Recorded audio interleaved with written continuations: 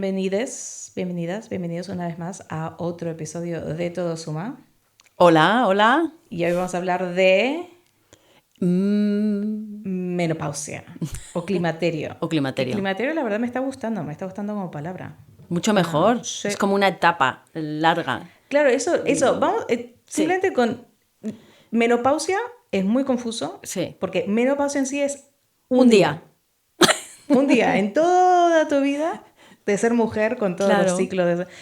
La menopausia es el día cuando se cumple un año desde que... Debería ser un cumpleaños. Sí. Una celebración. Una celebración. Hola, ven a mi fiesta de menopausia, mi día. Cuando ha ocurrido todo un año, 12 meses que no te vino la menstruación. Entonces ahí claro, ¿quién se entera? Porque ¿quién se acuerda cuando fue la última? Claro, no se sabe. Y perimenopausia, entonces todo el periodo previo, cuando empiezas a sentir cositas y cambios, y después posmenopausia es, digamos, toda tu existencia después de ese día único. Entonces el climaterio, dicen, es una etapa 5 años antes del día de la menopausia y luego se extiende, es como una franja entre 10 y 15 años totales. O sea que el climaterio es más completo, el climaterio es toda la experiencia. Sí. Pero aquí estamos hablando del climaterio y la cosa es que yo no soy médica, yo no soy ginecóloga, tampoco lo eres tú, Pati. No, y además a mí este tema de menopausia no pensé que iban a ir nunca conmigo. Es como, sí, eso de menopausia es como esto de las señoras que le dan sofocos. yo como no soy señora y hago mucho deporte y tal, yo seguro que a mí eso no me pasa. O sea, ¿te tomó por sorpresa? Totalmente. Es como, sí que pasa. Y lo tengo que gestionar, tengo que hacer algo al respecto. Nos pasa a todas. La menopausia va a pasar a todas. Aunque tengas 20 años, te va a pasar. Aunque... Si vives, o sea, si tienes la suerte, suerte. Sí. Como regalo por haber sobrevivido. Por la etapa reproductora, claro. Pero ahora, ¿por qué estamos hablando del tema? Además de que somos dos personas con ovarios, que con suerte todavía los tenemos. O sea, que eventualmente, como tú ya lo has pasado, yo en algún momento lo pasaré. Pero la razón por la cual estamos hablando de esto, y por suerte se está creando todo un menoverse al respecto, es porque aún en el siglo XXI, a pesar de que la menstruación, el climaterio es algo que las mujeres vienen experimentando y viviendo por siglos, desde que somos... ¿Qué siglos? Desde siempre. Desde siempre. Aún hoy en día, si vas a un ginecóloga, médico, traumatólogo, reumatólogo, a quien sea, lo más probable es que o no han recibido nada, cero entrenamiento sobre el tema, o en el mejor de los casos han recibido de 1 a 16 horas de entrenamiento específico sobre el menopausia. Estamos hablando de 1 a 16 horas de 5.000 horas de entrenamiento que un médico tiene que cursar para llegar a practicar. Y esto se ve en todas partes. Hay un estudio que sale de Inglaterra que dice que más del 40% de los graduados de medicina no han recibido ningún tipo de entrenamiento. No es obligatorio estudiar sobre la menopausia. En Estados Unidos, 1 de cada 5 ginecólogos, no médicos, ginecólogos, 1 de cada 5 ginecólogos recibieron algún tipo de entrenamiento.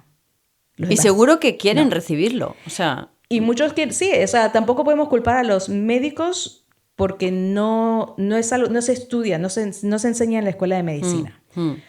¿Por qué no se enseña en la escuela de medicina? Podemos entrar en ese tema, que es porque, bueno, o sea, lo más básico es porque a las mujeres, a la sociedad en general, no le interesamos al menos que podamos reproducir. Una vez que dejamos de reproducir y de tener esa capacidad, pues ya... Nada, tú sí, bueno, se valora mucho pues que nazcan nuevos ciudadanos, obviamente. Y hay muchos estudios de la mujer en términos de fertilidad, de parto, de reproducción de... Por eso. Bueno, sí, digamos que algo así como de todos los estudios, especialmente los financiados por el gobierno, del 2 al 4% están destinados a cosas específicas de la mujer y en su gran mayoría esos van a ser sobre fertilidad. Claro. Entonces, no se enseña en la medicina. En la investigación ha habido una especie de agujero negro porque por muchas décadas no se quiso hacer experimentos sobre tratamientos y medicinas en cuerpos de mujeres por el miedo de impactar su fertilidad. Entonces solo se hacía, y si ves en psicología, desarrollo infantil, todo eso se ha analizado en niños, en adolescentes, en hombres. Entonces la gran mayoría de las terapias en el mercado hoy en día de las medicinas solo han sido probados en cuerpos de hombres. Al principio porque estaba ese miedo y después porque es mucho más fácil hacer pruebas en hombres. Claro, porque no tienen ciclos y no cambian, no fluctúan. Lo peor que puedes tener para un estudio es que algo varíe demasiado, ¿no? Y pues eso, la mujer tiene unos ciclos variados y claro, pues no es bueno para el estudio. Es mucho más complejo, o sea, se puede hacer, pero es mucho más complejo. Y más largo, sería como más... Tendrían que tener en cuenta no solo en qué periodo estás en tu ciclo, en qué momento de tu ciclo, sino también en qué momento estás de tu vida hormonal en general, y son pocos los que tienen esas cosas en digamos, que lo controlan y lo gestionan y lo hablan del tema. Aún hoy en día son una pequeña minoría. Y estamos hablando que recién en la década de los 90 se empieza a obligar que en los experimentos de cualquier tipo se incluyan ratas mujeres, ratas hembras también, porque la mayoría de los experimentos obviamente primero se hacen en animales y ni siquiera se están usando animales hembra por esas diferencias en los ciclos hormonales y demás. Entonces, entre que no ha habido interés y entre que no se hacen experimentos sobre mujeres y no se sabe realmente cómo afecta la medicina, simplemente asumen que las mujeres somos pequeños hombres. Entonces, lo que se le da a un hombre simplemente se nos da un poco menos a nosotras. Por eso estamos donde estamos. Y por eso estamos haciendo este podcast. Porque las mujeres no somos pequeños hombres. No somos hombres más pequeñitos. No es simplemente cuestión de darnos menos medicina. Sí. ¿Eso qué hace? Fuera de la menopausia, hace que, por ejemplo, problemas cardiovasculares, que las mujeres, aunque enfermen menos de problemas cardiovasculares, mueren con más frecuencia de un ataque cardíaco porque no se les reconocen los síntomas, porque la sintomatología en una mujer es distinta que en un hombre. Esto se está yendo, si te parece, hago un inciso aquí, en el mundo del deporte, como ahora ya se sabe que los entrenamientos para mujeres son diferentes que para el hombre, pero antes yo cuando entrenaba en la década de los 90, ahí el entrenador hacía el mismo entrenamiento. Nosotros éramos un club privado deportivo y había 7 hombres y yo. Y todos entrenábamos igual, daba igual el ciclo menstrual que yo estaba pasando, que ahora sí que se tiene en cuenta, aunque seguro que hay entrenadores que no, pero lo único que era como menos repeticiones. Para Patricia, menos repeticiones, ¿no? Como lo de la medicina. Sí. Pues para mujer, un poquito menos dosis. Sí, a ver, y que estamos hablando de que no es de tener...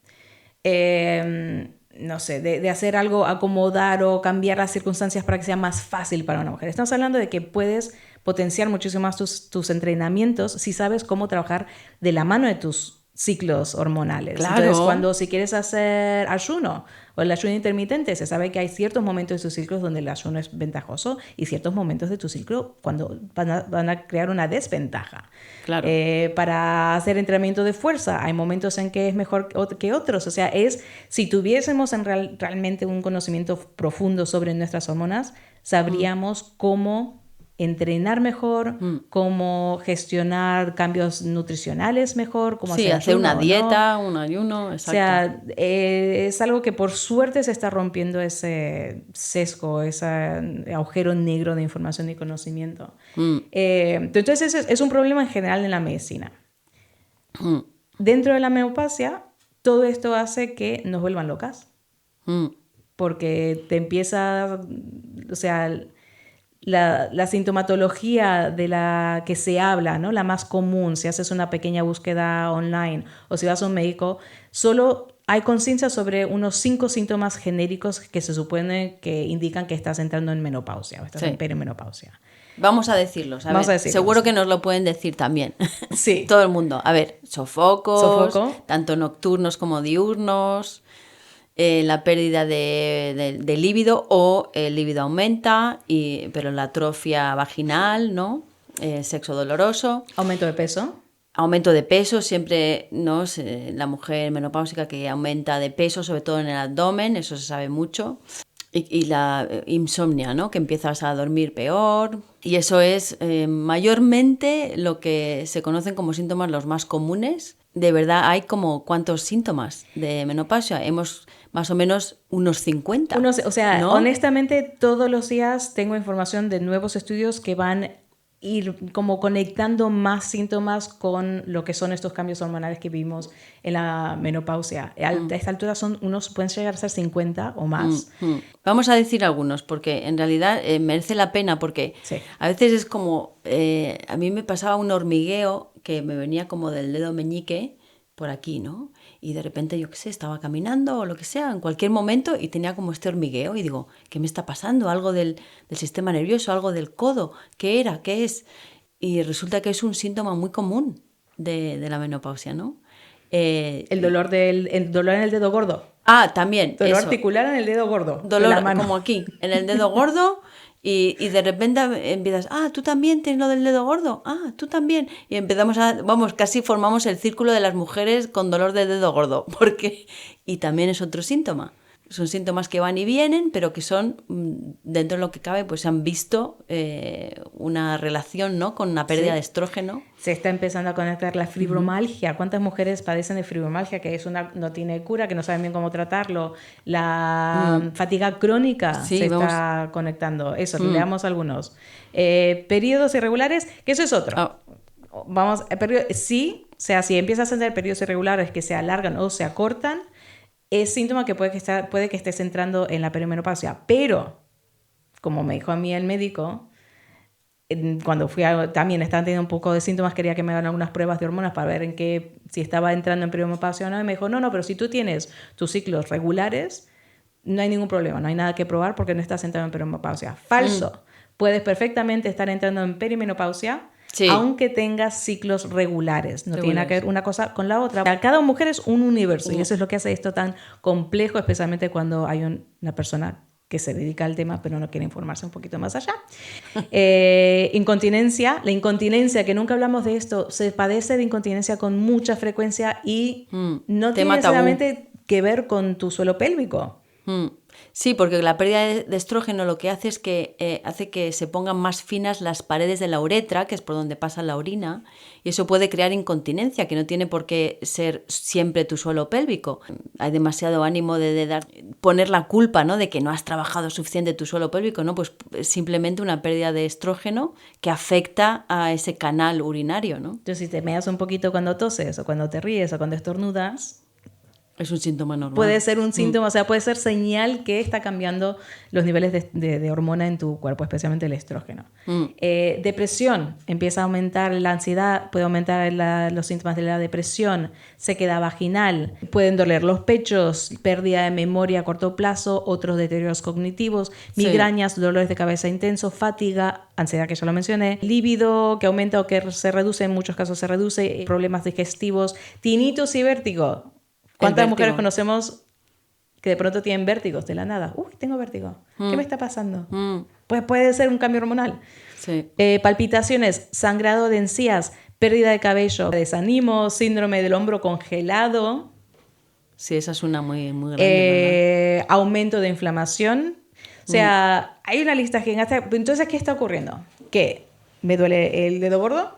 Digo, uy, estoy empezando a tener reuma o artritis, voy al reumatólogo y me da algo para ese dolor. Estoy teniendo palpitaciones, voy al cardiólogo. Estoy empezando a tener pérdida urinaria o incontinencia, voy a otro especialista. Y así me mandan de un especialista al otro, cada uno me da su propio diagnóstico y me da su propio paquetito de drogas y de cosas a tomar, cuando en realidad, si se hubiese entendido toda la sintomatología en conjunto, se podría dar cuenta que de base lo que está pasando es que hay un cambio hormonal. No, y vas a casa con tu cóctel de medicamentos que encima no han sido probados en mujeres. Eso, antes me habías comentado un estudio que habían, no me acuerdo el nombre, pero pondremos enlaces, ponemos muchos enlaces en el podcast, en este episodio, tanto de artículos y cosas que hemos investigado.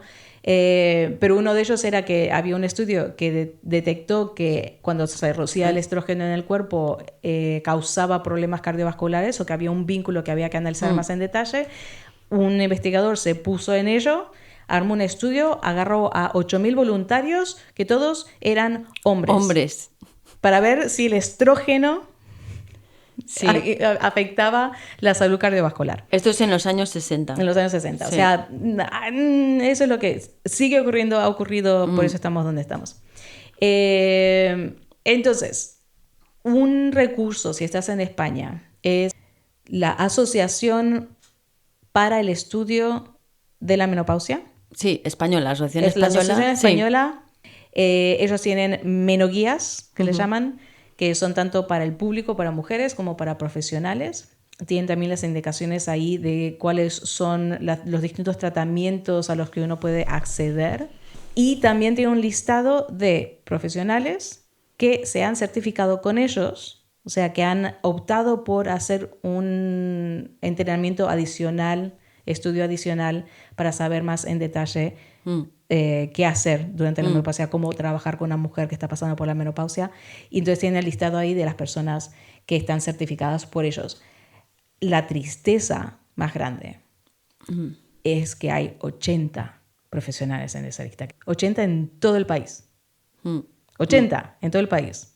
Cuando hay algo así como 8 millones de mujeres que están en perimenopausia, menopausia o posmenopausia.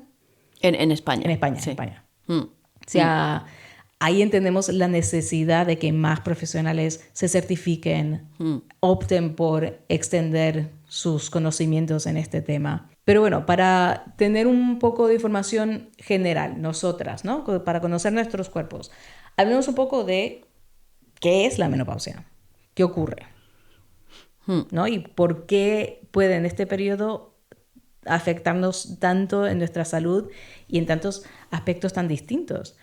Entonces, lo más básico de la menopausia es que nacemos con un número contado de óvulos, que en realidad se generan cuando estamos todavía gestando en la barriga de nuestras madres. Y simplemente con el pasar del tiempo, con cada ciclo menstrual, se van como descartando, gastando esos óvulos hasta que llegamos a los últimos. Y una vez que no hay más óvulos, los ovarios entran en lo que llaman muy románticamente, ¿cómo se llama? Atrofia ovárica. Atrofia ovárica. Usted lo que tiene es una atrofia ovárica. Está atrofiada, señora. Llegó en el periodo de la atrofia. Y una vez que se atrofian, pues ya, sí. Ya dejan de, o sea, de los ovarios generan el estrógeno, también se generan en otras partes del cuerpo como en las células de grasa, pero principalmente en los ovarios, lo mismo con la progesterona, lo mismo con la testosterona, y sí, señoras, nosotras también tenemos testosterona. Sí, como ahí es donde se generan esas hormonas, pues es cuando empieza, ¿no? la etapa del cambio, ¿no? Que es la disminución de esas hormonas, y eso conlleva diferentes cambios a muchos niveles, por eso hay tantos síntomas. Y es interesante ver, porque yo también me tuve que informar, qué es lo que hacen esas tres hormonas, ¿no? Entendiendo qué es lo que hacen, entiendes por qué los síntomas cuando se disminuye su cantidad. El estrógeno, que se produce principalmente en los ovarios, pero también en las glándulas suprarrenales y también en la célula grasa. Que eso es importante, saberlo, porque luego vamos a volver a este... Pero sí lo puedo decir ahora, que tener un poquito de sobrepeso, tener algo de sobrepeso, puede ayudarte a extender el momento el momento que vas a entrar en perimenopausia. O sea, que vas a entrar en perimenopausia más tarde si tienes un poco de exceso de grasa. Sí. O sea, que un poco de exceso de grasa puede llegar a ser saludable. Porque en esas células de grasa es donde se generan también los estrógenos. Entonces, ayuda a amortiguar un poco el efecto. Sí hay que tener cuidado con la grasa visceral, pero es verdad que es un poco inevitable que puede que generes un poco más de grasa en el abdomen, pero eso, que la grasa subcutánea es buena. La grasa subcutánea no es mala. Siempre a cierta medida, pero en este aspecto sí. Entonces seguimos. ¿Qué impacto tiene el estrógeno en el cuerpo? Entonces, promueve el crecimiento y la salud de los órganos reproductivos, bueno, eso ya lo sabíamos, mantiene la vagina hidratada, elástica, bien irrigada con sangre, y por eso cuando se disminuye el estrógeno, pues hay dolor, puede haber pues sequedad, etc. Sí. Ayuda a formar serotonina, ¿no? Que es el potenciador del estado de ánimo. Y entonces así evitas, ¿no? Con esa serotonina evitas pues estados de irritabilidad, ansiedad, porque hay receptores de estrógeno en todo el cerebro. Entonces por eso cuando nos baja el estrógeno pues sube un poquito la irritabilidad. Junto con la vitamina D y el calcio contribuye a la formación ósea, por eso cuando baja el estrógeno la masa ósea puede disminuir. Y juega un papel, y puede doler las articulaciones, etc. Juega un papel en la salud en otros sistemas del cuerpo, incluyendo el corazón, el cerebro, el cabello, ¿vale? A veces hay pérdida de cabello, la piel y los senos. Es una hormona diabólica, hormona anabólica, o sea que lo que significa que ayuda a construir y ayuda a aumentar la respuesta anabólica al ejercicio. Pues eso es Ese es el estrógeno, casi nada. Casi nada. O sea, el estrógeno es un, que no sé si menciona, es un antiinflamatorio. O sea, ayuda mucho a reducir la inflamación general en el cuerpo. La progesterona, que a veces el estrógeno y la progesterona la llaman como el yin al yang, porque la progesterona es como tu amiga calmante, ¿no? Y luego que la progesterona se libera principalmente, de nuevo, en los ovarios, durante la segunda parte de tu ciclo menstrual, y es necesaria para preparar tu cuerpo para el embarazo. De hecho, la traducción literal de progesterona es promover la gestación. La progesterona también promueve un efecto calmante, reduce la ansiedad, gestiona un poco los cambios de humor y de la irritabilidad, los mantiene como más tranquilos, más templados. Puede favorecer el sueño, que de nuevo cuando bajan estas hormonas podemos tener más insomnio. La tolerancia al estrés, ayuda con la tolerancia al estrés. Juega un papel en el deseo sexual también, ¿no? Entonces por eso... Vale, y si pasamos a la testosterona, que si bien la tenemos en cantidades más pequeñas que en los hombres, tenemos testosterona. Entonces la testosterona, que también se produce en las glándulas suprarrenales y también en los ovarios, y las funciones del testosterona en el cuerpo trabajan junto al estrógeno y la progesterona para mantener los huesos fuertes y saludables, nos mantiene sintiendo el líbido, aumenta el líbido y la energía sexual y ayuda a promover la salud cognitiva. Entonces, para recalcar un poco, porque de nuevo, se sabe que mujeres en los años 40, 50 van con mucha frecuencia a nutricionistas para bajar de peso porque ven este aumento abdominal de grasa. Y cuando es un desequilibrio, pero cuando es a causa de el cambio hormonal natural del cuerpo, no importa cuánto cambies, o sea, tu dieta, si haces restricciones calóricas en particular, puede que eso haga más daño que beneficio, porque estamos hablando de que no tiene nada que ver, no es por el ejercicio que estás haciendo o que hayas aumentado tu consumo calórico. O sea, puedes estar haciendo lo que ocurre a la mayoría. Se mantienen, no ha cambiado nada, no ha cambiado su actividad física, no ha cambiado su dieta, su alimentación, pero ven un cambio físico. O sea, la cosa es tener un entendimiento de qué está pasando en nuestro cuerpo y poder tomar acción de manera completa, holística, entendiendo todos los aspectos, no simplemente, porque de nuevo, si estas hormonas al bajar, voy a tener más estrés en mi cuerpo, voy a tener más inflamación, si me pongo a hacer ejercicios extremos o dieta extrema o restricción calórica extrema, voy a generar aún más estrés en mi cuerpo y puede que genere aún más desequilibrios. Entonces, con cariño, con comprensión, a entender qué está ocurriendo y qué podemos hacer para ayudarle al cuerpo en esta transición, ¿no? Para maximizar los recursos que tenemos, para poder gestionarlo de la mejor manera posible y reducir el impacto negativo que la transición puede llegar a tener. Sí, porque es una etapa de cambio y no consiste en lucharla, sino como entender lo que está pasando. Por ejemplo, desde el punto de vista físico, yo que he estado siempre entrenando y siempre con deportes, pues la menopausia ha traído sus consecuencias a nivel físico. O sea, ya no puedes entrenar con la misma intensidad, no tienes tanta fuerza como antes, ni potencia, ni velocidad. Pero es una cosa nueva, no consiste en tratar de volver a esa forma física, no tratar de volver a ese cuerpo que tenías antes, ¿no? El cuerpo cambia y todo es una nueva etapa, no significa ni mejor ni peor, simplemente no ir en contra de ella.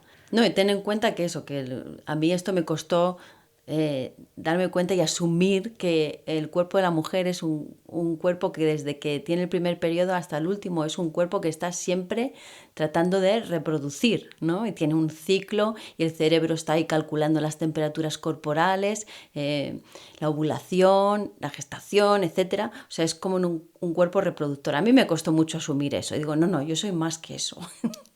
Y aunque yo he elegido no tener un hijo, pues aún así mi cuerpo seguía ese ciclo. Pero al ya parar esa etapa de procreación, entras en otra etapa. O sea, tu cuerpo está poniendo la energía a otra cosa y eso se nota mucho. O sea, muchas de las mujeres con ovarios que ya no tienen su periodo, pues decimos, ¡ay, qué bien, qué liberación! Es que no lo podrías ni entender, lo liberada que estoy de no tener ese ciclo menstrual, ¿no? Porque notas que tu energía en el cuerpo está a otra cosa, como que estás a otra completamente. Se nota. Y esa es la cosa de cuando en esta etapa que empezamos a tener un poco de pérdida de memoria, de quizás no poder enfocarnos, es justamente porque se están deshaciendo esas conexiones neuronales que literalmente eran como el termostato, que tenían control de la temperatura, los cambios hormonales. Y como tú has dicho en el pasado, cuando el cuerpo no utiliza algo, eso lo desecha porque va a mantener una conexión cuando no es necesaria. Se están deshaciendo esas conexiones que generaron cuando éramos adolescentes, que por eso también tenemos tantos altibajos y tantas como semilocura un poco cuando somos adolescentes, que tiene mucho que ver con esas conexiones neuronales que se están activando. Ahora se están desactivando, pero significa que toda la energía que iba a eso puede ir a otras cosas. Mujer sabia. A mujer sabia o lo que quieras, pero la cosa es, si tomamos conciencia de este proceso, lo tomamos como algo, no sé, como algo que uno puede trabajar, que uno puede guiar, podemos tomar conciencia y digo, vale, como se está cambiando mi cerebro, están cambiando mis conexiones neuronales, ¿hacia dónde las quiero redirigir? ¿En qué me quiero enfocar? ¿Cómo quiero ofrecerme ese estímulo neuronal y físico que necesito para crear mis nuevas conexiones? ¿No? En vez de simplemente entrar en pánico y rechazarlo, ¿sabes? Querer sacarnos de encima los síntomas, o sea, sí. Poder guiarlo, ¿no? Poder trabajar de la mano del cuerpo en todo esto. Totalmente. Entonces, es una clave eso, es una para clave. pasar una menopausia saludable, desde luego. La mentalidad. Y más allá, sí. La mentalidad. Entonces, la pregunta aquí es, ¿qué hacemos? ¿No? Si obviamente mucho de esto tiene que ver con algo muy básico como es esa atrofia ovárica. Los niveles de hormona se reducen, se disminuyen, eso impacta en nuestro cuerpo. Ahora, hay una barrera muy fuerte que están encontrando las mujeres, es que lo que son los tratamientos hormonales vinculados con la menopausia tienen muy mala fama a causa de un estudio que indicaba que había un vínculo entre el cáncer de mama y hormonas y también otros problemas, ¿no? de salud. Ese estudio, ahora se sabe, estaba mal hecho, no era muy claro, había mal interpretado muchos de los datos, se han retractado, pero queda todavía ese concepto. Y aquí vamos a hacer un inciso, porque nos dimos cuenta después de grabar el episodio que realmente valdría la pena entrar en más detalles sobre este estudio creado por el Women's Health Initiative, la iniciativa sobre la salud de la mujer que sale en el 2002, porque marca realmente un antes y un después del tratamiento hormonal. Entonces, para saber un poco la historia, ¿no? En general, el tratamiento de reemplazo hormonal empieza en los años 60 de la mano con el anticonceptivo, la píldora. En la década de los 80 empieza a salir al mercado aprobado por distintas agencias de salud el uso de este reemplazo hormonal, de estas terapias para tratar los síntomas de la menopausia. Algunos de los síntomas, no todos, porque no se habían identificado todos realmente. Ahora, en el 2002, este estudio del Women's Health Initiative se había diseñado para poder entrar en más detalle para entender los beneficios del tratamiento hormonal. Pero lo que empieza a salir al aire a lo largo del estudio es que estaban viendo, tenía como 2.000 mujeres que habían sido voluntarias. Como siempre, doble ciego, la mitad iba a recibir un placebo, la mitad no. en muchas de las mujeres que están recibiendo el tratamiento hormonal estaban viendo números más altos de instancias de desarrollo de cáncer de mama y de problemas cardiovasculares. Se asustaron, pararon por completo esa rama del estudio, que era el que le daban una combinación de estrógeno y progestina. La otra rama donde solo le daban estrógeno a mujeres que no tienen su útero o no tenían su útero, ese siguió adelante. Pero se frenó por completo la rama principal del estudio. Los medios de comunicación saltaron en el momento, se diseminó mucho la información enseguida y eso generó mucho miedo tanto en pacientes de pedir el tratamiento hormonal como en médicos de ofrecer ese tratamiento. Ahora, desde entonces, ese estudio ha causado bastante controversia y ha sido bastante criticado porque varios aspectos. Uno, se habían enfocado principalmente en mujeres de edades más altas. Había un promedio de 60 a 65. Y hoy en día se sabe que específicamente, por ejemplo, el uso del estrógeno es muy bueno de modo preventivo. El estrógeno reduce los niveles de inflamación, pero tiene más efectividad cuando se utiliza en unos momentos tempranos de la perimenopausia y menopausia, no cuando ya han pasado unos 10 años de que has entrado en menopausia. Entonces, esa es una de las críticas. Otra crítica es que no se hacía una diferenciación dentro de las edades de las mujeres y cuál podía ser su efecto, si tenían sintomatología de menopausia o no.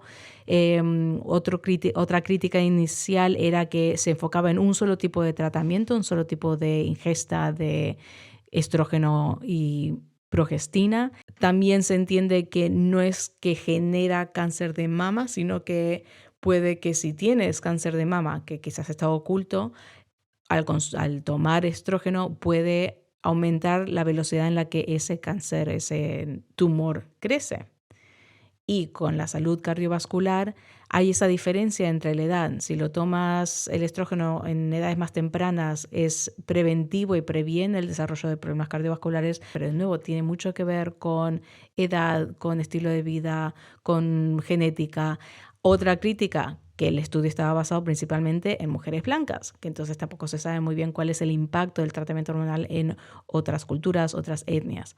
Entonces, como siempre, el estudio no fue perfecto, sí causó una alerta, una alarma muy potente, tiene un impacto que aún hoy en día muchos médicos y muchos pacientes tienen un miedo muy alto en entrar en tema, en ver si pueden beneficiarse del tratamiento hormonal, cuando hay muchas mujeres que podrían beneficiarse. Una vez más, es tu decisión, investiga, lee, te damos enlaces para que te puedas informar. Seguimos con el episodio. A la misma vez han salido muchos productos al mercado que son más suaves o más sutiles. Si tomas estrógeno, por ejemplo, por boca, tiene más potencial de generar problemas que si usas un parche o si es dermal. Tienes cremas que son vaginales, que son locales, que no se extienden más allá. Se sabe mucho más sobre cómo gestionarlo. Pero entonces, si tomar o no tomar hormonas. En este momento los estudios que están saliendo es que si eres la persona indicada, ¿no? Porque obviamente tiene que haber varios análisis, tu médico tiene que ver si estás en riesgo de las cosas que pueden ser efectos secundarios de los tratamientos hormonales, pero si tú eres una de las personas, un candidato indicado para tomar las hormonas, tener acceso a hormonas en el momento indicado puede reducir tu riesgo de tener problemas cardiovasculares, puede ser reducir tu riesgo de muchas cosas. Estamos hablando de que tu salud puede cambiar drásticamente a futuro, o sea, puedes llevar una vida mucho mejor y un envejecimiento mucho más sano si tienes acceso a estas hormonas, las indicadas, las adecuadas. Es algo muy personal, es algo que tienes que hablar tú con tu médico, es algo que los médicos tienen que proveerte con la información adecuada. No deberían decirte que no simplemente porque a ellos no les gusta la idea de usar ese tratamiento, que es lo que está pasando con mucha frecuencia. O sea, ellos tienen que informarse de cómo han cambiado los datos, de cómo ha cambiado el mercado. Y es una decisión que tomas tú con tu médico, principalmente tú. Entonces, lo que yo he visto muchas veces también en los ámbitos de naturópatas, de gente que le gusta usar las hierbas, que es fantástico. Uno ahí puedes ir a un médico ayurveda. En la ayurveda tienen su propia manera de entender la menopausia y cómo trabajar con la menopausia. Dentro de la medicina china hay un entendimiento muy profundo de qué pasa en la menopausia y cómo trabajarlo. Me encantaría que invitásemos a alguien de la medicina china, sí, o de ayurveda para que nos cuente, es la ¿verdad? Idea, porque hay distintos accesos, ¿no? La naturopatía también, ¿no? O sea, hay distintos prácticas médicas que te pueden ayudar a gestionar ese cambio hormonal que existe. Pero tenemos que respetar la opción de cada mujer, de la misma manera que en general uno no critica cuando una mujer opta por tomar anticonceptivos, que es tratamiento hormonal. Tampoco criticamos a alguien que si tiene diabetes tipo 1 y toma insulina, que es una hormona, y dentro podríamos llegar a llamarlo un tratamiento hormonal. Nadie se lo cuestiona. Entonces, ¿por qué no cuestionamos el uso de hormonas para esto? Para la persona indicada, si tú lo quieres, es tu decisión, tu acceso, puedes verlo en más detalle. En el enlace que vamos a dar sobre la Asociación de España hablan de cuáles son los tratamientos, así que si necesitas, ve armada tu cita médica y se lo entregas al médico para que puedas, junto con tu médico, tomar esa decisión. Pero ese es un aspecto. Ese es un aspecto hablando muy específicamente de los niveles hormonales. Solamente haciendo eso no vas a poder gestionar, porque estamos hablando de que es tan multidimensional lo que ocurre en nuestro cuerpo en estos cambios, que con solo gestionar lo que son las hormonas no lo estás haciendo de manera holística, no lo estás haciendo de manera completa, ¿no? Como vemos que una de las cosas que ocurren es que al bajar el estrógeno va a aumentar la inflamación en el cuerpo y el estrés. Y el estrés. Y eso hace que que empieces a desarrollar más intolerancia a la insulina, que puede hacer que tu cuerpo acumule más grasa visceral. De nuevo, la subcutánea no es tan dañina como la visceral. Entonces, sí tenemos que tomar en cuenta que tenemos que tanto... Y más sensibilidad a alergias. Más sensibilidad a alergias y las histaminas. Entonces, hacer ajustes en nuestra nutrición para que sea lo más antiinflamatoria posible es fundamental. Sí. Fundamental. Al enfocarse en la densidad nutricional para tener cuanto más nutrientes podemos, o sea, mucha verdura, mucha fruta. Otro aspecto es, como hay una reducción de masa muscular, sí, es fundamental comer suficiente proteína. Que entre las mujeres, no sé cuál es la naturaleza, pero solemos no prestarle atención a las proteínas. Y hablo de cualquier proteína, vegetal, animal, la que quieras. Pero solemos no consumir suficiente proteína, especialmente a medida que vamos envejeciendo. Y es fundamental las proteínas de la mano de ejercicios de fuerza. Sí, porque la pérdida de masa muscular ya ocurre desde que tienes 30 años, pero se acelera bastante en mujeres en etapa de menopausia. Entonces es muy importante el tomar el tomar proteína, el hacer ejercicio de fuerza, muy importante. El músculo es un órgano que estimula el metabolismo, que te va a dar energía, y eso se está viendo y se está estudiando un montón, y es lo que están recomendando a todas las mujeres: ejercicio de fuerza, no solo con el peso corporal, ¿vale? O sea que yoga, pilates está bien, pero necesita ser complementado con algunos ejercicios de resistencia en la que hay un esfuerzo, ¿vale? Hay incluso ejercicios con peso corporal que son un poquito más intensos que lo que son yoga y pilates, más dinámicos, y que se necesita hacer esta resistencia con peso libre o con máquina o con gomas o con lo que sea. Hay muchísima variedad de ejercicios de fuerza. Seguro que encuentras alguna rutina y ejercicios que te gustan.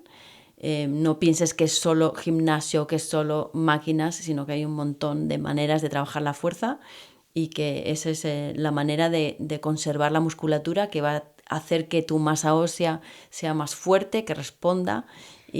Eso, habla un poco más sí. de... Porque eso creo que a veces no se toma conciencia de por qué el músculo y la masa ósea están vinculados, ¿no? Pero es que cuando le pides al músculo que haga ese esfuerzo...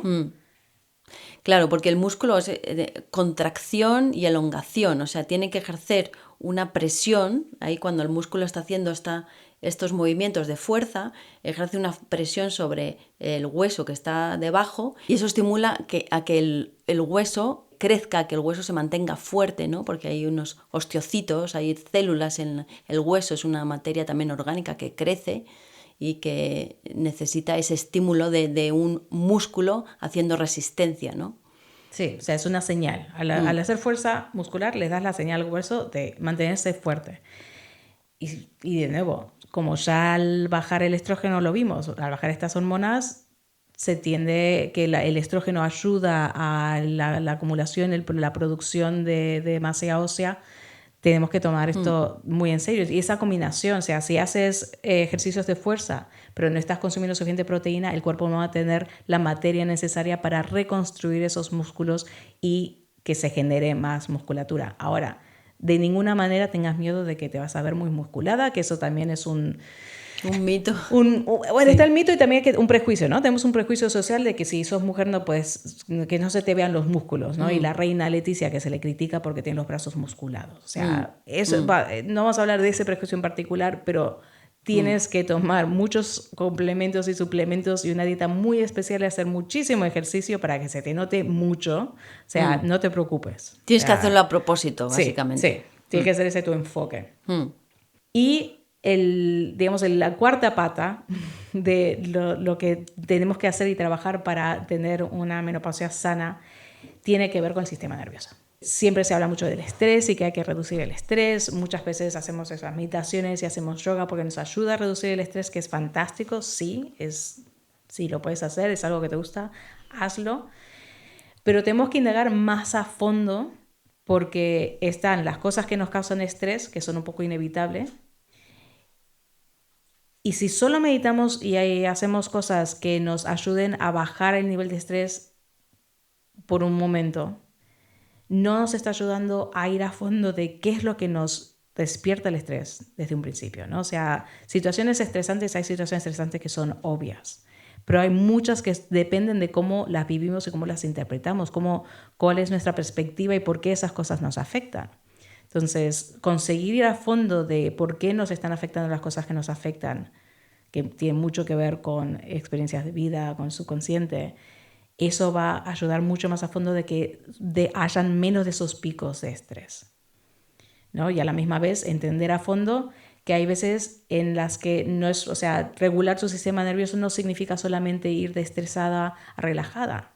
Hay muchas de nosotras que en realidad nuestro sistema nervioso después de un evento fuerte, nuestro sistema nervioso se apaga. Entonces, en vez de estar hiperactivo con ansiedad y estrés, estamos en un estado hipoactivo, ¿no? Que es cuando puede que estemos con mucho desapego, desasociadas, desconectadas, como que no podemos entusiasmarnos por nada, entramos quizás en periodos más depresivos. También puede ser cuando damos prioridad a las necesidades de todas las personas en nuestro entorno y no somos capaces de darnos prioridad a nosotras mismas, que es otro mecanismo de supervivencia. O sea, si estás en esos estados tienes que activar el sistema nervioso. Entonces tenemos que ir un poco más a fondo. Nos vamos a enfocar en los próximos episodios en la importancia del músculo, ¿no? De hacer ejercicios de fuerza y sobre el sistema nervioso y qué podemos hacer para sanarlo de fondo. Aprender en qué estado estamos y cómo regularlo para que se mantenga equilibrado, pero también qué herramientas podemos usar para indagar un poco qué es lo que hace que se despierten esas activaciones, esos momentos de alerta, ¿no? Cuando el cuerpo entra en estados hiperactivos de estrés. En resumen, cada cuerpo es un universo. Lo más difícil para los médicos, que lo entendemos, es que la menopausia no sigue una lista clara y precisa de sintomatología y por lo tanto hay una lista clara y precisa de tratamiento. Cada mujer es un universo.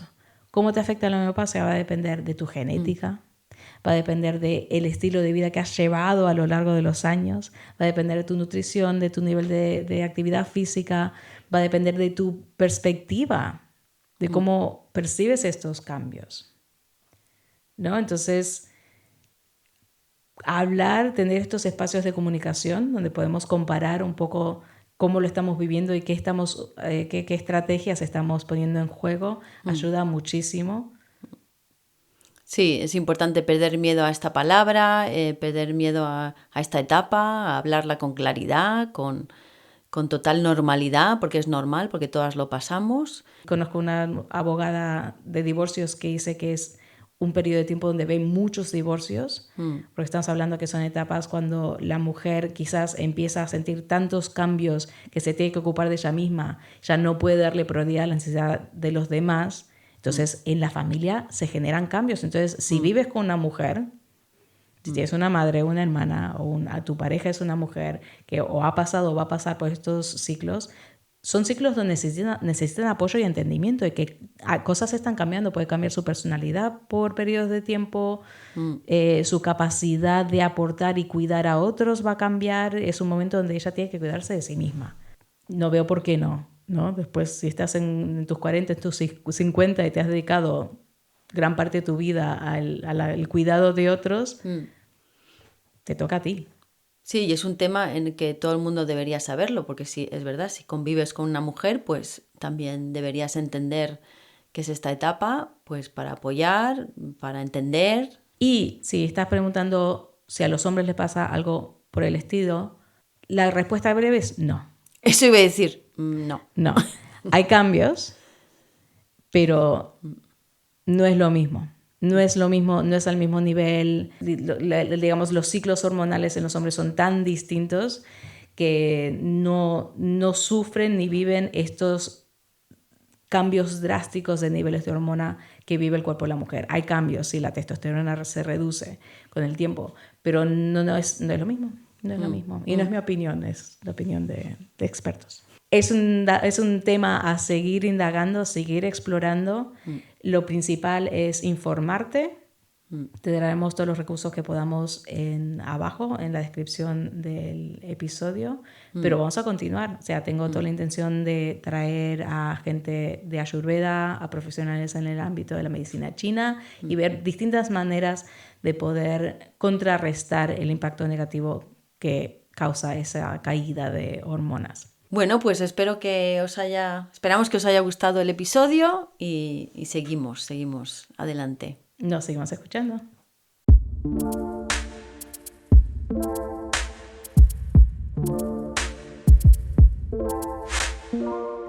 Este programa fue producido por Movimiento Suma, una asociación sin ánimos de lucro que promueve vidas sostenibles a través del movimiento y la nutrición. Si quieres saber más sobre nuestros programas y lo que ofrecemos y quiénes somos, puedes visitar nuestra página web a movimientosuma.com, suma con 2 M's. También puedes seguirnos en Instagram, en Facebook y en YouTube. Gracias por escuchar.